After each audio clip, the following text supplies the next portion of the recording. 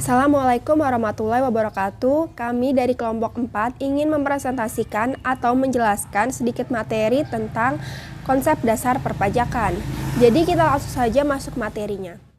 Apa itu pajak? Pajak menurut Undang-Undang Nomor 16 Tahun 2009 adalah kontribusi wajib pajak kepada negara yang terutang oleh orang pribadi atau badan usaha yang bersifat memaksa berdasarkan undang-undang dengan tidak mendapatkan imbalan secara langsung dan digunakan untuk kepentingan negara sebesar-besarnya kemakmuran rakyat.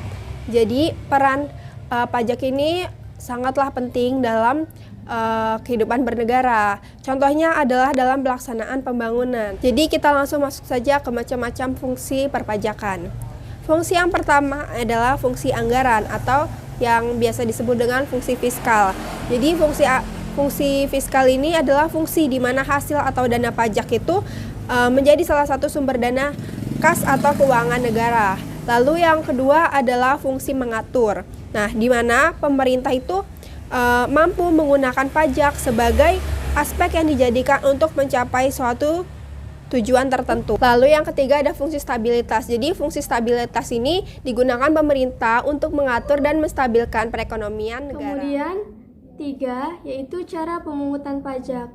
Menurut Waluyo tahun 2011, cara pemungutan pajak adalah sebagai berikut.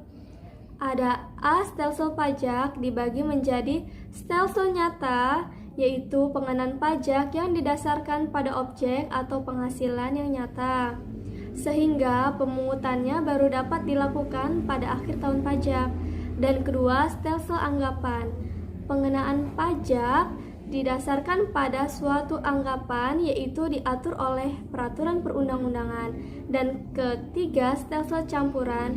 Stelsel ini merupakan campuran antara stelsel nyata dan stelsel anggapan.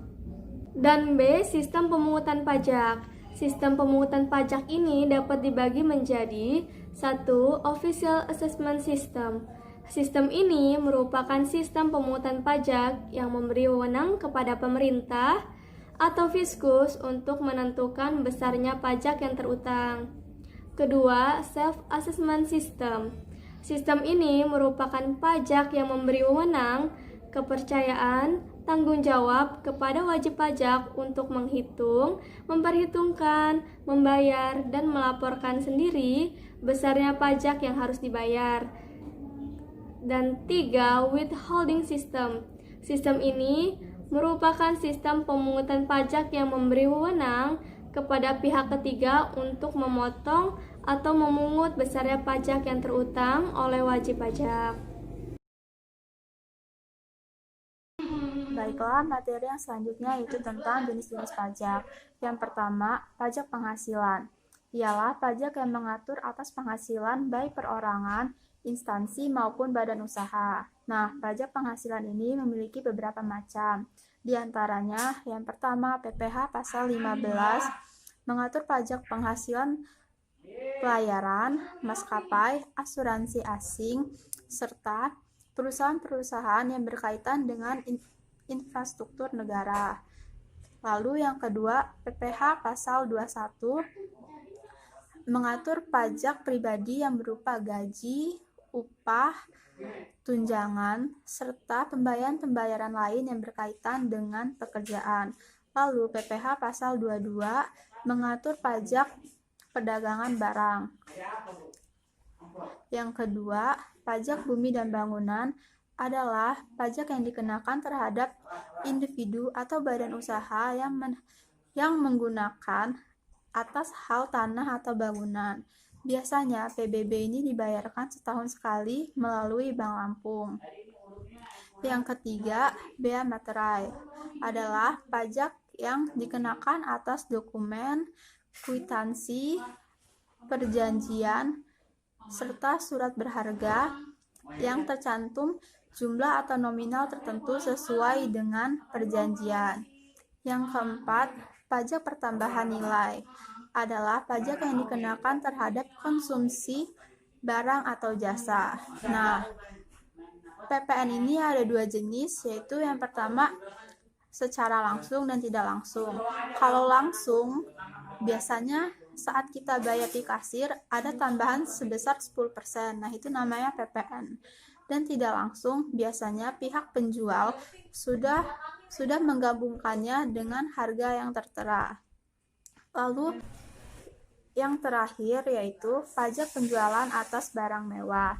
Adalah pajak yang dikenakan terhadap barang yang tergolong mewah. Ciri dari barang mewah tersebut adalah biasanya barang ini hanya mampu dibeli oleh golongan masyarakat yang berpenghasilan tinggi. Barang ini bukan merupakan barang pokok, hanya berupa barang pemuas atas status sosial. Pemahaman peraturan perpajakan. Pemahaman peraturan perpajakan merupakan cara wajib dalam memahami peraturan perpajakan yang telah ada. Pemahaman peraturan perpajakan seorang wajib pajak berkaitan dengan suatu kemampuan seseorang dalam menangkap makna peraturan perpajakan yang berlaku. Artinya, seorang wajib pajak mampu dan mengerti bagaimana tata cara menghitung maupun melaporkan kewajiban perpajakan, serta mengetahui pengetahuan tentang fungsi dan peranan pajak. Tingkat pemahaman peraturan perpajakan. Sujana membagi tingkatan pemahaman secara umum menjadi 3, yaitu tingkat rendah. Tingkat rendah ini adalah pemahaman terjemahan mulai dari menerjemahkan dalam arti yang sebenarnya, mengartikan prinsip-prinsip. Pemahaman ini, wajib pajak hanya sekedar mengetahui peraturan yang berlaku.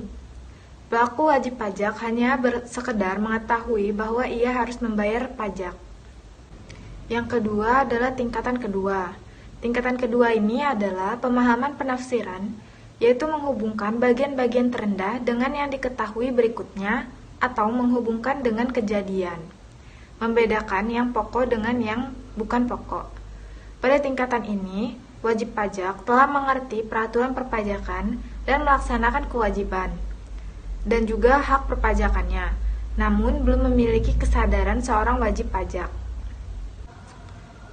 Tingkatan ketiga. Tingkatan ketiga ini merupakan tingkatan yang tertinggi, yaitu pemahaman eksploitasi. Memiliki pemahaman tingkat eksploitasi berarti seseorang mampu melihat di balik yang tertulis dan dapat membuat estimasi prediksi berdasarkan pada pengertian dan kondisi yang diterangkan dalam ide-ide ataupun simbol, serta kemampuan membuat kesimpulan yang dihubungkan dengan implikasi dan konsekuensi. Pada tingkatan ini, wajib pajak telah mengerti peraturan perpajakan dan melaksanakan kewajiban dan hak perpajakannya dengan tingkat kesadaran yang tinggi. Wajib pajak dengan tertib dan patuh selalu membayar pajak sesuai dengan apa yang harus dibayarkan. Semakin paham wajib pajak terhadap peraturan perpajakan, maka semakin paham pula wajib pajak terhadap hak dan kewajibannya, serta sanksi yang akan diterima, sehubungan dengan hak dan kewajibannya. Pemahaman peraturan perpajakan tersebut dapat mendorong wajib pajak untuk semakin sadar dalam membayar pajak. Baik, yang C itu wajib pajak. Wajib pajak ini ada 2. Yang pertama wajib pajak itu sendiri.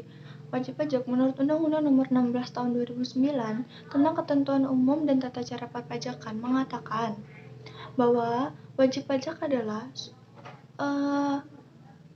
orang pribadi atau suatu badan yang meliputi pembayaran pajak, memotong pajak, pemungutan pajak, melaporkan pajak, memiliki hak dan kewajiban sesuai dengan ketentuan peraturan perundang-undangan perpajakan. Nah, yang kedua itu nomor pokok wajib pajak atau NPWP. NPWP adalah suatu nomor yang diberikan kepada wajib pajak sebagai sarana dalam administrasi perpajakan, sebagai pengenal diri atau identitas suatu wajib pajak dalam memenuhi hak dan kewajibannya dalam perpajakan.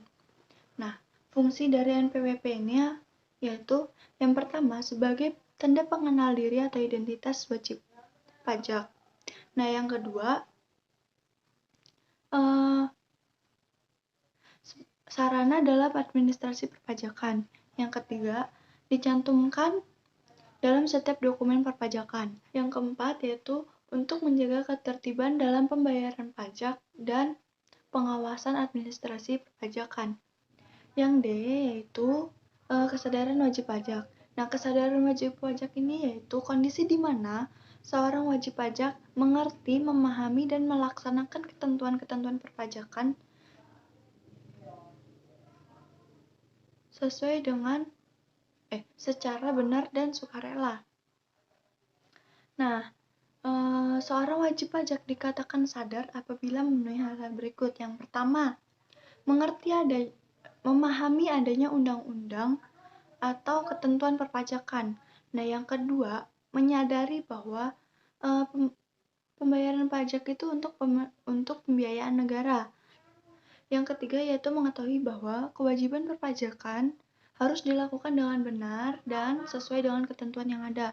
Yang keempat yaitu menghitung, membayar, melaporkan pajak dengan sukarela. Nah, yang kelima atau yang terakhir yaitu menghitung, membayar, melaporkan pajak dengan benar.